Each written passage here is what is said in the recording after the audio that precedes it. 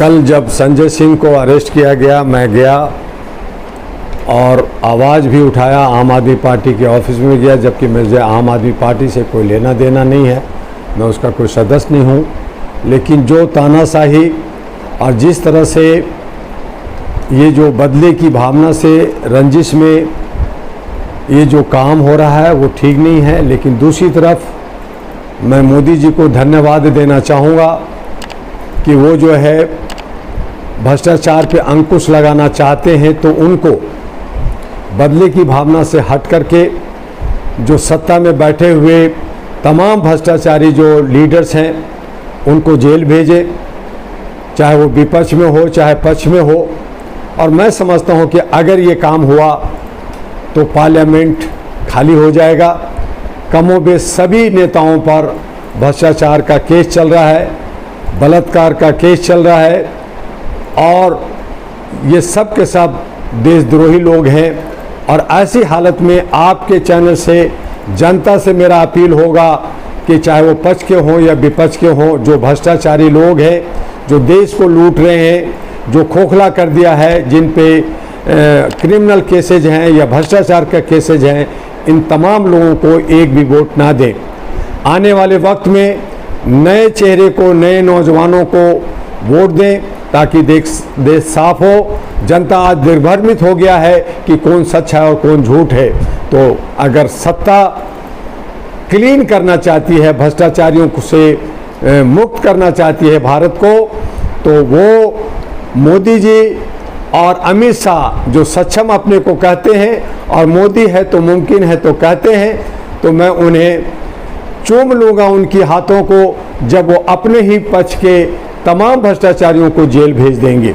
और ये आज वक्त की मांग है और जनता देख रही है कि सत्ता पक्ष क्या हमें देती है और उसी आधार पर 2024 का चुनाव हो। लेकिन भ्रष्टाचार अभी साबित कहाँ हुआ उनको? देखिए, बहुत दिनों से इसकी इंक्वायरी जांच, बहुत सारे रिपोर्ट्स होते हैं, अथॉरिटी होता है, CID, CBI, इनकम टैक्स, ऐसे ही किसी का नहीं होता। लेकिन कहीं अगर ये राजनीतिक से प्रेरित अगर है तो जितने भी कॉरपोरेट हाउस हैं या ब्यूरोक्रेट्स लोग हैं उनको समझना चाहिए। और मैंने कहा कि न सिर्फ लीडर पे बल्कि कॉरपोरेट हाउस में भी भ्रष्टाचार है, हमारे ब्यूरोक्रेट्स में भी भ्रष्टाचार है, और ये तमाम भ्रष्टाचारी ने दीमक की तरह हमारे देश को चाट गए हैं। इन तमाम लोगों को फांसी लगनी चाहिए, जेल खाली नहीं बल्कि फांसी लगनी चाहिए। और उस आधार पे दोबारा हमारे लोकतंत्र में अच्छे सच्चे लोग आए और देश को संभालें।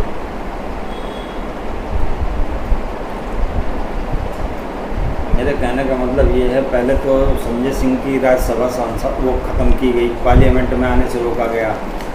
उसके बाद में उनके घर पे ED, CBI, कहीं ये सत्ताधारी पार्टी डराने धमकाने का काम तो नहीं कर रही है? नहीं, ऐसा नहीं कर सकते जर्नलिस्ट महोदय। इसकी नोटिस पहले दी जाती है, नोटिस पहले गया हुआ था।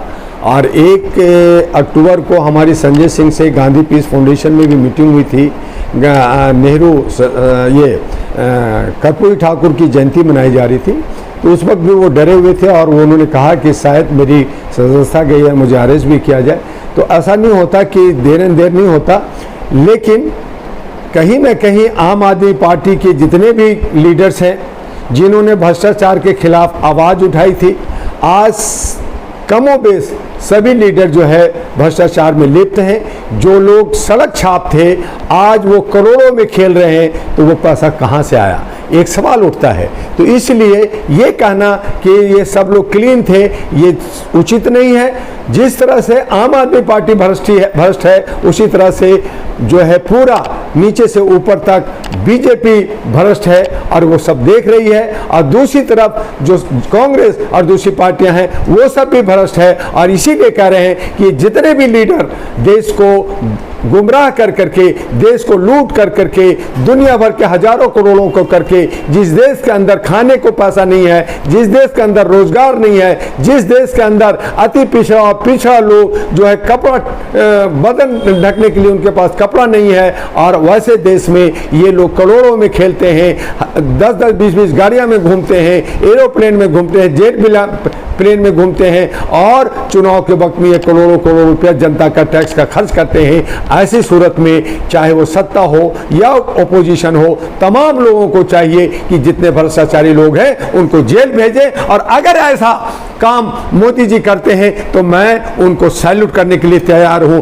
लेकिन मोदी जी अपने दोस्तों का, वो सबका साथ, सबका विकास की बात जरूर करते हैं, लेकिन वो सबका साथ लेकर के अपने लोगों का विकास करते हैं, लोगों में दुर्भावना रखते हैं, बदले की भावना रखते हैं, नफरत की खेती बो रहे हैं। तो इसका फसल 2024 में उनको जो फसल मिलेगा उसमें कोई दाना नहीं मिलेगा। यही प्रधानमंत्री जी हैं मध्य प्रदेश की एक रैली में अजीत पवार के ऊपर एक से एक लाछन लगा रहे हैं, कई हजार करोड़ का जो है घोटाला बताया, अगले दिन उन्हीं के पार्टी में वो सीएम बन जाते हैं जाके। तो ऐसा क्या भारतीय जनता पार्टी एक वॉशिंग मशीन है, या आओ उसके पास और धो, क्या नाम, साफ करो, साफ सुथरे बन जाओ? इसीलिए कहा जर्नलिस्ट महोदय कि बीजेपी अपने पक्ष को सपोर्ट कर रही है, सत्ता पक्ष अपने लोगों को बचा रही है। जितने भी भ्रष्ट और करप्ट लोग हैं, जिन्होंने करोड़ों रुपया जो है वो दान अनुदान या पार्टी के फंड में दिया है, उनका संरक्षण कर रही है। और बाकी लोग जो आवाज़ उठा रही है, उनके बोलने की अभिव्यक्ति पर आर्टिकल 19 और आर्टिकल 21 का धज्जियां उड़ाई जा रही है। इसीलिए मैंने कई बार कहा कि लोकतंत्र की हत्या और ये जो हिटलरगिरी नहीं चलेगी। और मैं इसीलिए कहा कि अगर आपकी नीयत ठीक है, भ्रष्टाचार खत्म करना है, तो अपने घर के अंदर जो भ्रष्टाचारी है उनको भी अंदर कीजिए, बाहर हैं उनको भी अंदर कीजिए। हम लोग मानवाधिकार के लोग भ्रष्टाचार को खत्म करना चाहते हैं। 37 सालों से हमने इस पे काम किया है, और जो लोग भी भ्रष्टाचार को खत्म करेगा मैं उसका जय जयकार करूंगा। लेकिन ये जो अपने पक्ष को साथ देना और दूसरे को बर्बाद करना और बदले की भावना, नफरत की भावना और इस तरह का जो बात कर रही है, तो जनता जो है मूर्ख नहीं है। जनता को बेवकूफ बना करके एक थाली के चट्टे बट्टे लोग, एक ही सिक्के के दो पहलू, ये सब लोग जनता को मूर्ख बनाने वाले तमाम लीडरों को, चाहे वो पक्ष में हो या विपक्ष में हो, उन तमाम को हरा करके अच्छे सच्चे लोग जो देशभक्त लोग हैं उनको जनता जिताए। अब जनता इसका फैसला करेगी, जनता ही अदालत है। अब हमें अदालत पर भी विश्वास नहीं रहा, क्योंकि सत्ता पक्ष को वो तो फौरन सुनती है, लेकिन जो विपक्ष होता है, जो आवाज उठाता है, उनको डेट पे डेट दे दिया जाता है। इसलिए हमें अदालत पे भी विश्वास नहीं है, हमें जो है व्यवस्था पे विश्वास नहीं है। अब जनता ही एक ऐसा विकल्प बना है जो अपनी व्यवस्था को बचा सकता है, और उसके पास जो एक बहुत बड़ा हथियार है वो है वोट का। वो किसी के मुखिया, सरपंच या प्रधान के कहने पे नहीं, अपनी विवेक से, अपनी सोच से अपने जनप्रतिनिधि चुने, तभी हमारा देश बचेगा। अन्यथा ये देश बेड़ा गर्क होना कोई नहीं बचा सकता इस देश। दुआ साहब, जैसे ये पार्लियामेंट वो कानून का मंदिर बताया जाता है, इसी के अंदर जो है 133 पार्लियामेंट मेंबर सदस्य जो है गंभीर आरोपी हैं। क्या मोदी जी को वो दिखाई नहीं दे रहा? इन्हीं की पार्टियों के बहुत सारे वो हैं, उनके ऊपर क्यों मुकदमा होता है, उनको क्यों नहीं अरेस्ट किया जाता? आम आदमी पार्टी को क्या नाम मोहरा बना के पहले सिसोदिया को बंद किया, अब जो है क्या नाम संजय सिंह को बंद किया। अभी इनकी लड़ाई कहाँ तक चले, कितनी गिरफ्तारियां करेंगे, क्या क्या तैयारियां, कुछ बताएंगे? देखिए, ये सब सियासत का खेल है, ये नूरा कुश्ती का खेल है। ये सब एक बना रहना चाहते हैं, एक को गिराना चाहते हैं। ये जो है नफरत की राजनीतिक पनप गई है, एक दूसरे से बदले की भावना की राजनीतिक पनप गई है। इसमें देश का हित नहीं हो रहा, समाज का हित नहीं हो रहा, जनता जो है मूर्ख बन रही है। हम लोग गधे लोग हैं, हम मूर्ख लोग हैं जो इनके झांसे में आ जाते हैं। और इसीलिए ये जो जितने भी करप्ट और भ्रष्ट लोगों को टिकट देती है, सुप्रीम कोर्ट ने, इलेक्शन कमीशन ने कहा कि भ्रष्ट लोग हैं जिन पे जो है केसेज हैं उनको टिकट ना दें, उनको चुनाव ना लड़ाएं। लेकिन ये लोग दबंग लोगों को, ऐसे लोगों को ही लड़ाती है। तो इसलिए ये पार्टी के जो गेम खेल रहे हैं, आज ये हैं कल वो हैं, तो दोनों सब एक ही भाई हैं और दोनों सभी चाहे सत्ता चाहे इधर की हो चाहे उधर की हो। इसलिए हमने कहा कि इन तमाम लोगों को बाहर करके एक नया जो है सकारात्मक विकल्प बना करके राष्ट्रीय महागठबंधन जो डॉक्टर दुआ ने बनाया है, जिसमें मानवता की बात कर रहा है, जो इंसानियत की बात कर रहा है, जो देश के अंदर विकास की बात कर रहा है और सबको अमन और शांति दे करके सुरक्षा की बात कर रहा है, उसके साथ आनी चाहिए और ये तमाम भ्रष्टाचारियों को जेल में डाल देना चाहिए। आपको ऐसा नहीं लगता है सत्ताधारी पार्टी एक बदले की राजनीति कर रही है और ये 2024 चुनाव आने से पहले सबको डराने और धमकाने का काम कर रही है? ये कमोबेश आज से नहीं, जब से देश आज़ाद हुआ 75 साल हो गए, सभी ने यही कहा, सभी ने यही किया। ये सारे काले कौवे हैं, अंग्रेजों के सिस्टम पे तोड़ो फोड़ो की राजनीतिक है और ये सब जो है डिवाइन एंड रूल को मानने वाले लोग हैं। ये लोग सनातनी लोग हैं, ये मनुवादी लोग हैं। इनको समाज से, इनको देश से, इनको गरीबों से, इनको दलित और शोषितों से और इनको पिछड़ों से कोई मतलब नहीं है। ये चाहते हैं कि लोग जो है अशिक्षित रहें, ये चाहते हैं कि ये मूर्ख रहें और हमें वोट दें, जो हमारे संविधान ने एक पावर दिया। और इसीलिए आज अम्बेडकरवादी जय भीम हो रहा है, गौतम बुद्ध भवन हो रहा है। तो हमने कहा